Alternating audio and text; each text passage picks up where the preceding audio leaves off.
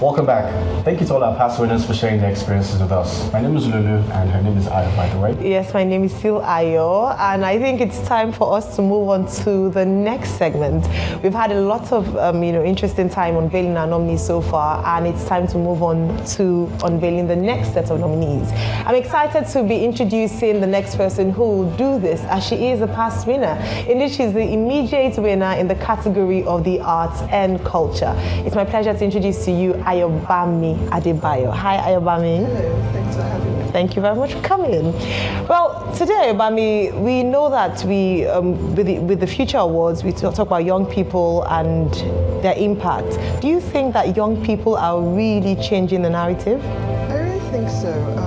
In the past couple of years, particularly in the area of fiction, which is the field where I work in, I've read quite fantastic work, very imaginative, very fresh, very unusual, such that personally I feel that we're experiencing a renaissance when you think about African literature, particularly Nigerian literature. So I think it's a good time. Now, what would you say that you did in the previous years that made the TFAA recognize you last year and eventually become a winner? So I wrote a novel called Stay With Me, and it kind of sort of blew up. It blew up all over the world, was nominated for awards everywhere in the world. It's being translated into 20 languages right now. So I think that was it. Excellent. I love the fact that you talked about the fact that your book from Nigeria went to the rest of the world. Now, people have said that perhaps Nigerians don't really have an appreciation for the arts and culture. Is this true? I think there are a number of factors. I don't think it's necessarily true. I think you have to look at the income level of the average Nigerian and how much disposable income that people actually have to enjoy arts and culture, to buy a book. You have to pay your rent and all of that. But in my own personal experience with this book, I feel that, it's traveled all over the world. In Nigeria, it's done pretty well, surprisingly, even to me.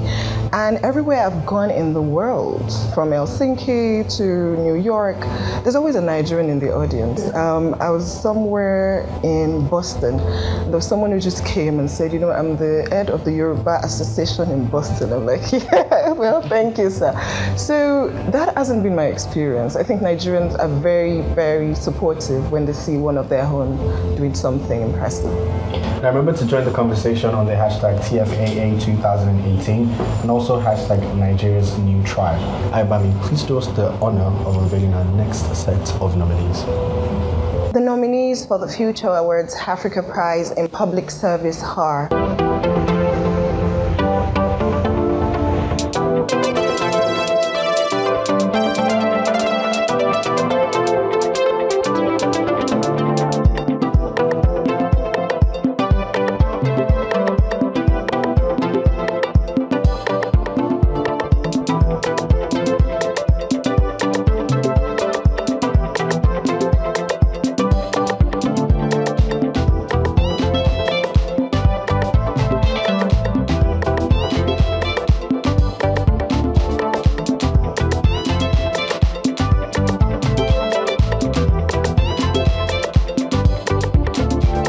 the nominees for the Future Awards Africa Prize for Creativity are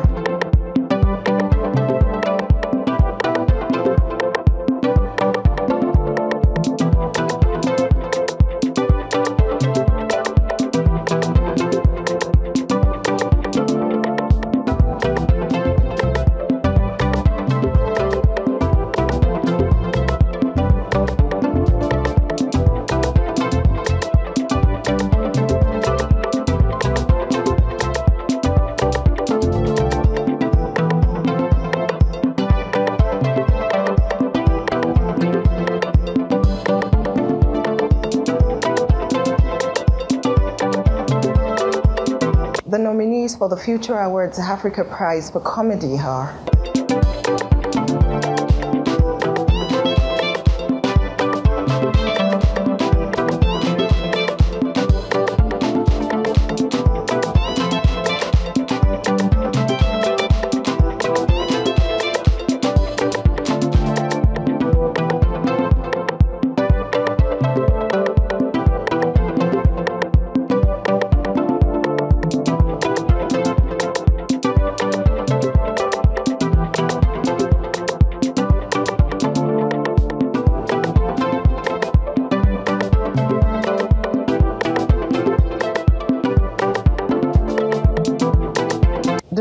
nominees for the Future Awards Africa Prize for Advocacy are...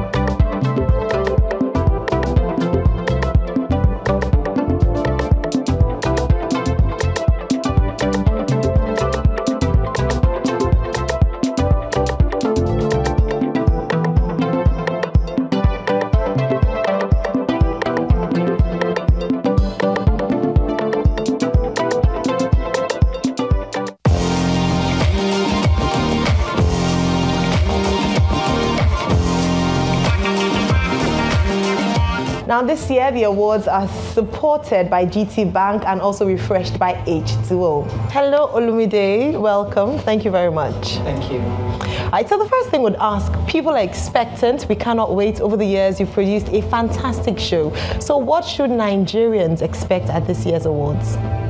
I think one of the things that people should look out for this year is new people who have been recognized, who have done amazing things in the last 1 year, but also seeing how we're using the platform to push new conversation around the things that are happening, within Nigeria and across us and around us generally. Wonderful, that's great. Now, most people actually use the awards as a perimeter for success. How would you say that this measures to that? It does. I mean, this is one of the biggest awards for young people across Nigeria, even across Africa. I mean, according to Forbes, a few years ago, it did recommend it as one of the biggest youth platform, within the continent. And I think that every year people look forward to being nominated for the the threshold of 31. I know I was like that. So once you're already 31 and you're nominated, people keep thinking, God, this year. Because it's one of those things that remind you that you are highly appreciated. Very true. I know I certainly felt like I'd done something amazing when the nomination came. You have done something amazing for that time. Thank You're still doing something amazing. Thank you. I'm jealous. I need to win. Sorry, Lolo. You have about 4 years. You have about 4 years, don't worry. Don't mind him, please. I had only about a year to go, so I was quite, it had to happen. But, going on from that, you've been around for 13 years. The Central Working Committee have been working really hard to ensure that the awards go seamlessly. What would you say fuels the team? I think commitment and dedication, the fact that we want to, when an environment where things oftentimes don't grow, so sometimes you just want to break the norm of things not growing. And I think that's one of the biggest, commitments is also being committed for us to see it grow. And for us, it's about trying to also change the narrative about what young people can do.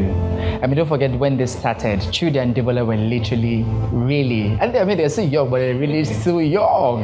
And there were limited resources.